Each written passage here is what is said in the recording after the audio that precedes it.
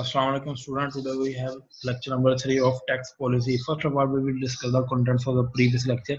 कि हमने पिछले लेक्चर में क्या क्या पढ़ा है. हमने क्या क्या पढ़ा था. What is commissioner? कमिश्नर क्या है. कमिश्नर क्या था, which is appointed by FBR. उसके बाद हम डेट पढ़ा था, कोई भी अमाउंट जो कि आपको पे करनी है. फिर उसके बाद हमने डिविडेंड पढ़ा था. The portion of the profit which is distributed to the shareholder is called dividend of profit, which is retained by the company is called accumulated profit. So filer क्या था, which is active taxpayer जो कि regularly tax return जमा करवा रहा है. उसके बाद हमने क्या पढ़ा था, फाइनेंस सोसाइटी. वो फाइनेंस सोसाइटी कहते हैं which receive amount from general public. फिर ये ना, फिर वो क्या करते एडवांस करते थे लोगों को. ये क्या थी, फाइनेंस सोसाइटी. उसको हमने पढ़ा था फर्म. फर्म क्या थी, association of between two person, relationship between person who have agreed to share the profit. जैसे मैंने पार्टनरशिप फर्म की एग्जांपल दी है. पार्टनर जैसे मिस्टर ए एंड बी इकट्ठे बिजनेस करते हैं और आपस में शेयर करते हैं प्रॉफिट एंड लॉसेज. उसके बाद हमने पढ़ा था इनकम. उसमें हमने कहा कोई भी अमाउंट जो कि चार्जेबल टू टैक्स है, any amount which is subject to also collection deduction of tax is called income. फिर उसके बाद हमने पढ़ा माइनर चाइल्ड कौन है, जो कि 18 साल से कम का होता है, दैट इज माइनर चाइल्ड. फिर उसके बाद हमने पढ़ा था पर्सन. पर्सन के अंदर भी हमने फिर 2-3 चीजें देखी थी, एन इंडिविजुअल, कंपनी, और हमने डिस्कस किया था an association of person incorporated under incorporated form organised established in Pakistan. फिर उसके बाद हमने डिस्कस किया था प्राइवेट कंपनी. कोई भी कंपनी जो कि पब्लिक कंपनी नहीं है वो क्या कहलाएगी, प्राइवेट कंपनी. उसके बाद हमने डिस्कस किया था पब्लिक कंपनी. पब्लिक कंपनी का जिसमें हमने कहा था एटलीस्ट 50% शेयर किसके पास हो, गवर्नमेंट के पास. उसके बाद हमने ये भी कहा था फॉरेन कंपनी जो कि ऑन्ड बाय फॉरेन गवर्नमेंट ने ऑन किया हो उसको. और ये भी कहा था company in which 50% share are held by foreign government. वो क्या थी, हमारी पब्लिक कंपनी. और ये भी कहा था जिसके शेयर स्टॉक एक्सचेंज में लिस्टेड होते हैं, जहाँ से इजीली हम परचेज सेल कर लेते हैं, वो कौन सी कंपनी कहलाती है, पब्लिक कंपनी. उसके बाद हमने लिखा था सैलरी. सैलरी क्या होती है, जो कि किसी भी एम्प्लॉयमेंट से हम रिसीव करते हैं, कहीं पे हम जॉब करते हैं वहां से जो भी हम अमाउंट रिसीव करते हैं बीइंग एन एम्प्लॉय, वो क्या कहलाती है, हमारी सैलरी. उसके बाद हमने टैक्स पढ़ा, this is a compulsory contribution not in benefit that you will receive in the future. में ये नहीं था कि आज मैंने टैक्स पे कर दिया, कल गवर्नमेंट मेरे घर के आगे सड़क बनाए या मेरे ऊपर कोई एक्सपेंडिचर करे, बल्कि इसको वो क्या करे, फ्यूचर के अंदर रोड्स वगैरह, पुल वगैरह, वो गवर्नमेंट यहीं से रेवेन्यू से, टैक्स रेवेन्यू से ही उसको फाइनेंस अपने पब्लिक एक्सपेंडिचर को कर रही होती है. Now we will discuss the contents of the today lecture. First of all, that we will discuss is taxable income. Taxable income क्या है, what is taxpayer, what is tax year, what is normal tax year, what is special tax year, what is total income, what is turnover, what is whistleblower, and what is capital and revenue expenditures. First of all we will discuss the taxable income. Taxable income क्या होती है, जैसे कि नाम से पता चल रहा है, ऐसी इनकम जिसके ऊपर आपको टैक्स पे करना है. Taxable income of a person for a tax year shall be the total income of the person as reduced by any deductible allowance. एक बात याद रखिएगा, total income something else, taxable income something else. Total income में से अगर हम deduction, तमाम allowances वगैरह लेस कर दें, तो वो इनकम होती है जिसके ऊपर आपको टैक्स पे करना होगा, दैट इज टैक्सेबल इनकम, यानी जो कि टैक्स लगने के काबिल इनकम है. उसमें तमाम अलाउंसेस, तमाम डिडक्शन लेस हो चुके हैं. अलाउएबल एक्सपेंडिचर, डिसअलाउएबल एक्सपेंडिचर का तमाम का ट्रीटमेंट हो चुका है. अब वो इनकम है जिसके ऊपर आपको टैक्स पे करना है. आगे हम टोटल इनकम भी पढ़ेंगे. तो ये कौन सी इनकम है, जो कि after reduction of deductible allowances. However, taxable income should not be below zero, और ये जीरो से कम नहीं होनी चाहिए. उसके बाद हमारा टैक्स पेयर. टैक्स पेयर कौन होता है, जो कि टैक्स पे कर रहा है. सिंपल वर्ड्स, जैसे वर्ड से मैं बता, टैक्स पेयर को कौन, जो कि टैक्स पे कर रहा होता है. Tax payer mean a person who drives an amount chargeable to tax. कोई भी ऐसा शख्स जो कि जिसके अमाउंट चार्जेबल टू टैक्स है, ही द टैक्स पेयर.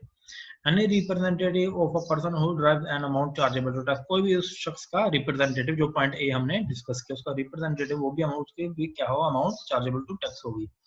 उसके बाद any person who is required to deduct or collect tax and deposit it with the government under the provision of income tax law. यानी कोई भी ऐसा शख्स जो कि डिडक्ट कर रहा था, कलेक्ट कर रहा है टैक्स, और फिर वो क्या होता है, वो रिस्पॉन्सिबल होता है गवर्नमेंट के अकाउंट में वो टैक्स रेवेन्यू जो उसका इकट्ठा गया है गवर्नमेंट के अकाउंट में जमा कराने का, ही इज लायबल. उसके बाद वो कह रहा है any person required to furnish a return of income और पे टैक्स अंडर दिस. कोई भी शख्स जो कि रिटर्न फर्निश कर रहा था, फर्निश में वो तैयार करता है. रिटर्न भी फिर हम आगे डिस्कस करें कई टाइप्स के, monthly return, annual return, quarterly return. कोई भी शख्स जो कि रिटर्न को फर्निश करता है वो भी क्या होता है, हमारा टैक्स पेयर. तो this are the 4 definition which fulfil the definition of tax payer. यानी ये वो 4 लोग हैं जो कि टैक्स पेयर कहलाते हैं. फिर उसके बाद इससे एक्सप्लेनेशन है इसकी। It is necessary for the following person to furnish the return of income, यानी ये वो लोग हैं जो कि फर्निश करते हैं अपनी income tax return. Every person whose total income during the tax year exceeds the maximum amount that is not chargeable to tax, यानी जिनकी टोटल इनकम चार्जेबल अमाउंट हो चुकी है, यानी कि उनकी जो से इनकम है वो एक्सपेंसेस से ज्यादा है। सिंपल वर्ड वो ये कहना चाह रहा है, यानी उससे एक्सीड करे। किससे एक्सीड करे? Maximum that is not chargeable to tax. Suppose 100 के उसकी टोटल इनकम है और maximum amount that is not chargeable to वो है 20, तो उनका जो डिफरेंस वो क्या है? ऐसी इनकम जिसके ऊपर आपको टैक्स पे करना है। उसको वो कह रहा है every company irrespective of income, her company irrespective करने से कोई फर्क नहीं, इनकम जितनी भी आप हर वो कंपनी वो टैक्स पे करेगी, इधर टैक्स पेयर। वो कह रहा है एनी नॉन प्रॉफिट ऑर्गेनाइजेशन, फिर उसको कह रहा है any person who claims the loss carry forward from previous tax year. हम लॉसेस का भी चैप्टर पढ़ेंगे, उसमें क्या होगा, हम प्रीवियस टैक्स ईयर में हमारी जो भी इनकम हुई है उसको हम फ्यूचर में कैरी फॉरवर्ड करते हैं। फ्यूचर में वो जितने प्रॉफिट्स होते हैं उसके अगेंस्ट उन लॉसेस को हम एडजस्ट कर रहे होते हैं, यानी कि वो फ्यूचर के जो से हमारे प्रॉफिट्स होंगे वो लॉसेस उनको कम कर देंगे। तो ये हमारा होता है लॉसेस का ट्रीटमेंट। हम अपने लॉसेस को जो पिछले सालों से आ रहे हैं उनको हम कैरी फॉरवर्ड कर देते हैं, फ्यूचर के अंदर जितने हमारे प्रॉफिट आते हैं वो उस लॉसेस की वजह से रिड्यूस हो जाते हैं। तो this is a tax payer. Next we will discuss the tax year. Tax year क्या है? Tax year is a period of time for which tax is to be calculated regarding a person. Tax year जिस साल हम एक tax payer से tax collect कर रहे हैं, ठीक है, उसको वो कह रहा है कि नॉर्मल टैक्स ईयर क्या है। नॉर्मल टैक्स एक साल में कितने महीने होते हैं? 12। अब मैंने उस दिन भी बताया था कि जो टैक्स ईयर है यूजुअली हमारा स्टार्ट होता है 1 जुलाई और एंड कब होता है? 30 जून को। नॉर्मल टैक्स ईयर जो होगा वो यूजुअली स्टार्ट होगा 1 जुलाई से और वो एंड कब होगा? 30 जून। लेकिन ये इंडस्ट्री टू इंडस्ट्री वेरी कर रहा होता है। जैसे शुगर सेक्टर है, इनका जो सा टैक्स ईयर है वो स्टार्ट होता है 1 अक्टूबर से। इसी तरह जो राइस एक्सपोर्ट करते हैं उनका टैक्स ईयर स्टार्ट होता है 1 जनवरी से, ठीक है। इस तरह ऑयल मिलिंग जैसे होते हैं उनका स्टार्ट होता है 1 सितंबर से। इंश्योरेंस कंपनी का 1 जनवरी से, यानी हर इंडस्ट्री का वेरी कर रहा होता है। तो नॉर्मल टैक्स ईयर वो होता है जो कि हमारा 1 जुलाई से स्टार्ट होता है और 30 जून को एंड होता है। इसको अब यहाँ से डिस्कस करते हैं।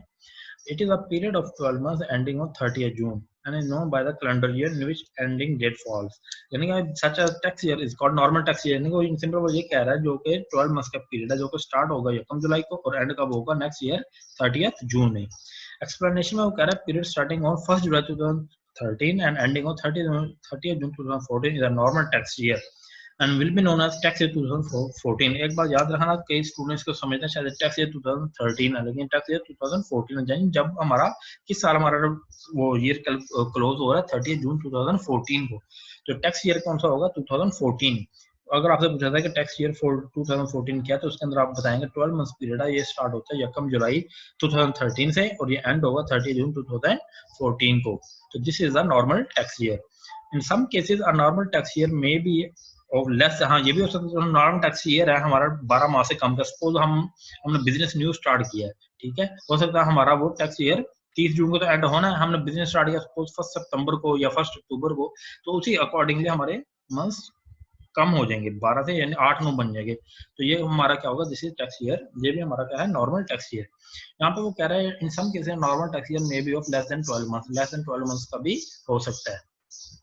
यहाँ पे अगर if a person starts a business on 1 September, अब उसने बिजनेस कब स्टार्ट किया? 1 सितंबर को, 1 जुलाई से नहीं, 1 सितंबर 2014 and his accounting period on 30 जून 2015। ये टैक्स ईयर होगा 2015 ही होगा, क्योंकि 30 जून 2015 क्लोज कब हो रहा है? ये 2015 में।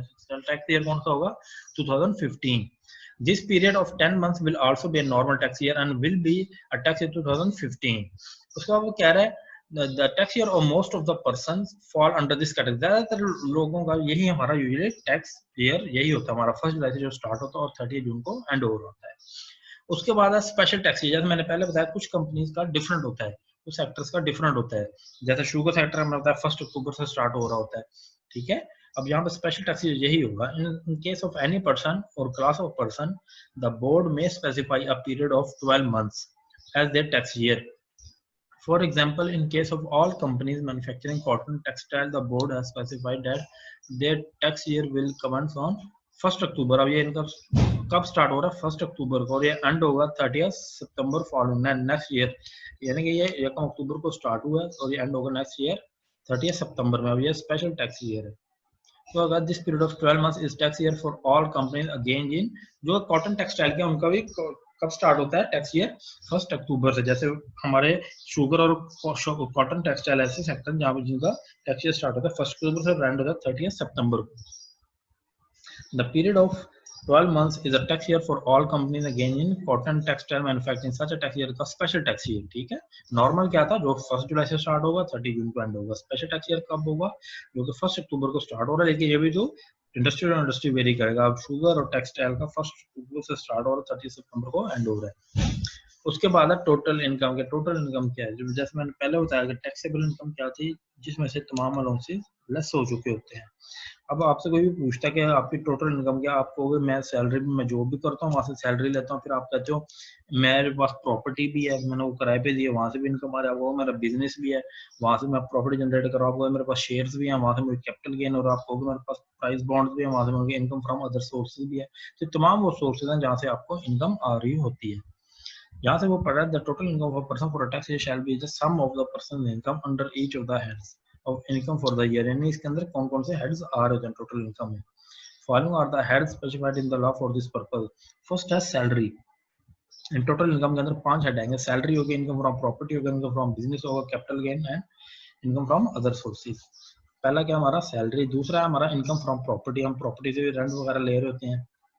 इनकम फ्रॉम बिजनेस है, ठीक है। उसके बाद कैपिटल गेन्स है, आपका अपना बिजनेस है, वहां से आप प्रॉफिट जनरेट कर रहे हैं, वो भी टैक्सेबल है, वो भी हमारी क्या है इनकम है। फिर उसके बाद कैपिटल गेन, आप शेयर की परचेज सेल कर रहे हो, capital gain. Income from other sources, price bond वगैरह आपके पास होते हैं, वहां से भी आप जो भी इनकम होगी वो क्या है इनकम फ्रॉम अदर सोर्सेज। इन तमाम के एक अपने अलग अलग चैप्टर है तमाम हेड्स के इनकम के।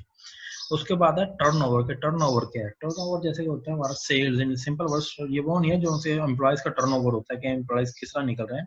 ये टर्नओवर है in terms of sales revenue.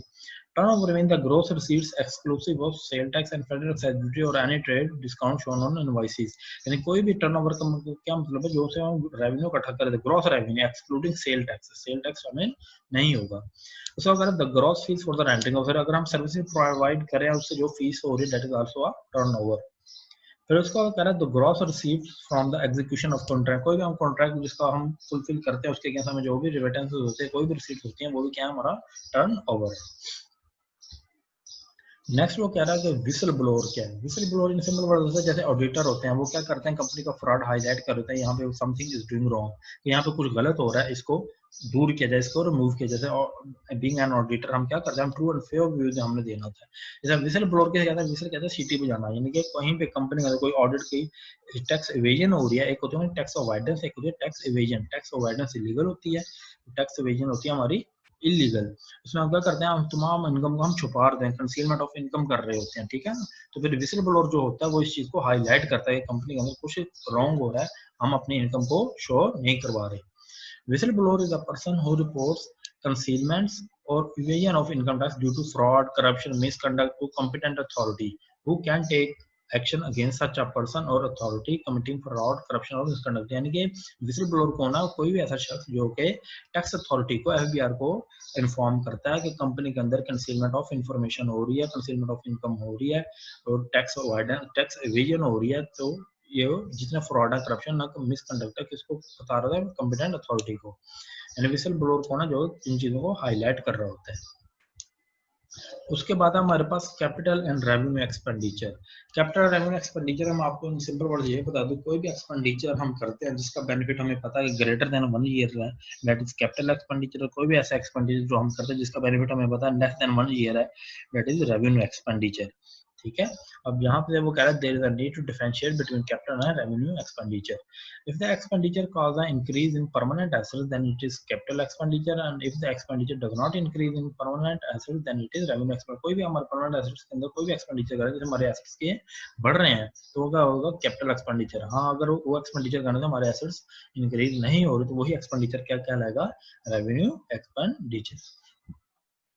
The following test may be applied to determine whether expenditure are capital nature or revenue nature। सब फर्स्ट में वो कह रहा है कि हमने कोई एसेट परचेज करने जा रहे हैं।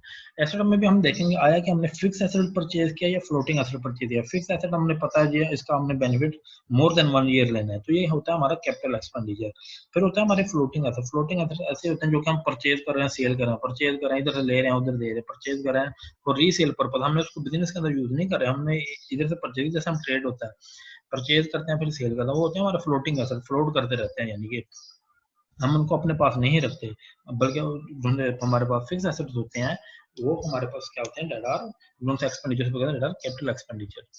When certain expenditure is incurred to purchase an asset, the decision whether it is capital or revenue expenditure, जब भी हम कोई भी एक्सपेंडिचर करेंगे एसेट के ऊपर, हमने देखना आएगा कैपिटल एक्सपेंडिचर हुआ या रेवेन्यू एक्सपेंडिचर हुआ। अगर वो एक्सपेंडिचर किया गया फिक्स एसेट पे, कैपिटल, फ्लोटिंग के ऊपर, तो revenue will be based on the fact that whether a fixed asset or a floating asset is purchased। हमने कोई एक्सपेंडिचर आपने कर दिया है, अब आपने देखना क्या आएगा, मैंने फिक्स एसेट परचेज किया या फ्लोटिंग एसेट परचेज। अगर ये फिक्स एसेट है, property, plant, equipment, building, land वगैरह, उसके ऊपर आपको पता है यहाँ पर बिजनेस करना है फॉर एवर, मैंने ग्रेटर देन 1 ईयर जहाँ से बेनिफिट लेना, तो वो क्या है, दैट इज कैपिटल एक्सपेंडिचर। अगर वही एसेट, अगर आप शेयर जैसे हो गया, शेयर आप परचेज करते हो, सेल करते हो, फ्लोटिंग एसेट है, तो दिस इज रेवेन्यू एक्सपेंडिचर। तो ये क्या होगा, रेवेन्यू एक्सपेंडिचर होगा। Fixed assets can be defined as an asset purchased for the purpose of keeping and earning profit। यानी अब फिक्स एसेट क्या था, आपने अपने पास रखना, जैसे मैंने अभी बताया, आपने इसका लॉन्ग टर्म लैंड लिया, कोई प्रॉपर्टी प्लान है, कोई अपना नया बिजनेस आपने स्टार्ट किया है, तो ये कौन से एक्सपेंडिचर है जो कि जिनका आपने मोर देन 1 ईयर बेनिफिट। अब ये नहीं तो नहीं कि आपने बिजनेस स्टार्ट किया और आप अमेरिका भाग जाओगे, नहीं, आपने क्या किया है, आपने बिजनेस स्टार्ट किया, आपने इसका बेनिफिट ग्रेटर देन 1 ईयर लेना है, तो आपने कोई फिक्स एसेट परचेज किया, तो ये एक्सपेंडिचर क्या होंगे, हमारे capital expenditure. Fixed asset can be defined as an asset purchased for the purpose of keeping and earning profits. Such an asset is not for the purpose of resale। ये नहीं होता कि मैंने आज एसेट परचेज किया, कल resale कर दो, अगर आपने रीसेल कर दिया वो तो फ्लोटिंग एसेट है।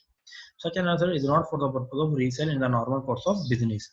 The amount spent on purchase of fixed asset is capital expenditure। यानी इसमें क्या था, हम जब भी कोई एसेट परचेज करते हैं, हमारा ये मकसद होता है, हमने ये जो एसेट है इसको फॉर एवर यूज करना है, इसको हमने रीसेल नहीं करना, अपने बिजनेस के अंदर इसको यूज करना, तो वो क्या होता है, हमारा capital expenditure.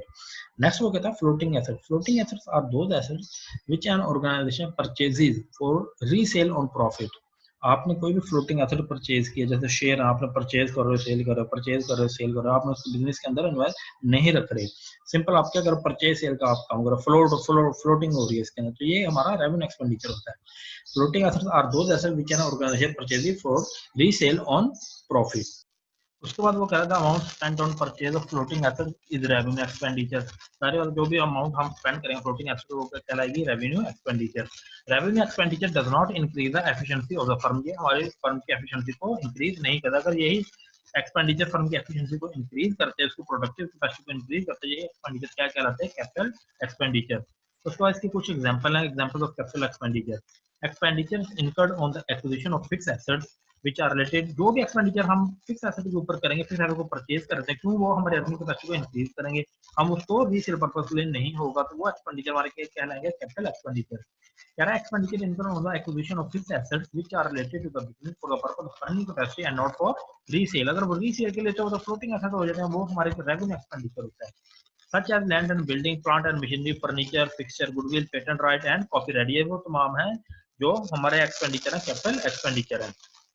Expenditure which result in an increase in the earning capacity of a business. पहले मेरे पास एक कमरा था, मैंने किराए पे दिया हुआ, फिर मैंने एक और कमरा बनाया, ठीक है, उससे मेरी अर्निंग कैपेसिटी क्या होगी, मैंने वो भी किराए पे दे दी, इंक्रीज हो गई है। अब ये जो एक्सपेंडिचर है जिससे मेरी अर्निंग कैपेसिटी इंक्रीज हो रही है बिजनेस की, तो वो क्या एक्सपेंडिचर क्या कहलाएंगे, कैपिटल एक्सपेंडिचर। हाँ, अगर यहीं पे अगर वो कहता है कि इससे एक्सपेंडिचर करने से कंपनी अर्निंग कैपेसिटी मेंटेन रही है, तो ये क्या कहलाएंगे, रेवेन्यू एक्सपेंडिचर। लेकिन यहाँ पे हमारी अर्निंग कैपेसिटी इंक्रीज हुई है, तो लिहाजा ये कौन सा एक्सपेंडिचर है, कैपिटल एक्सपेंडिचर।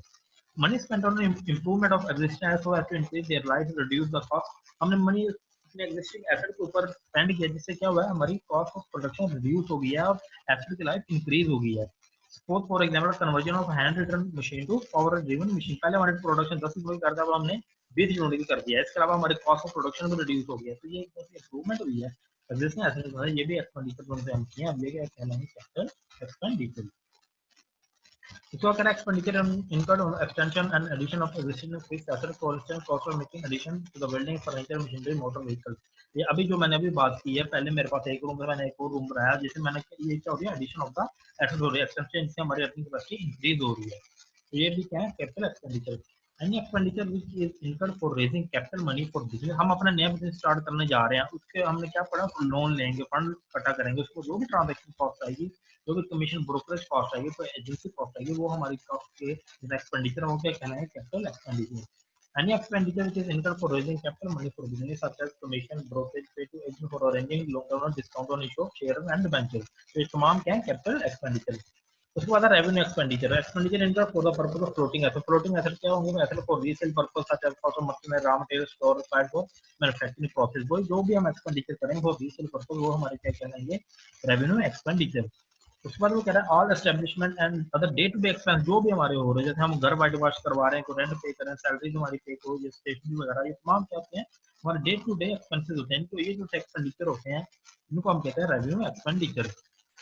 नेक्स्ट वो कह रहा है expenditure income to maintain the office assets and in proper working condition such as repair maintenance. जैसे मैंने अभी बताया था अगर मैं अपने घर की फिर मेंटेनेंस करा रहा हूँ, वाइट वॉश करा रहा हूँ, वो एक्सपेंडिचर रेवेन्यू एक्सपेंडिचर। हाँ, मैं अपने घर के साथ एक और घर बनाया, वो मैंने किराए पे दे दिया, इससे मेरी अपनी कैपेसिटी इंक्रीज हुई है, वो होंगे कैपिटल एक्सपेंडिचर। अगर मैं अपने घर को व्हाइट वॉश करा रहा हूँ normal day to day expenditure है, तो यही एक्सपेंडिचर हमारे क्या होंगे revenue expenditure. Okay, thank you.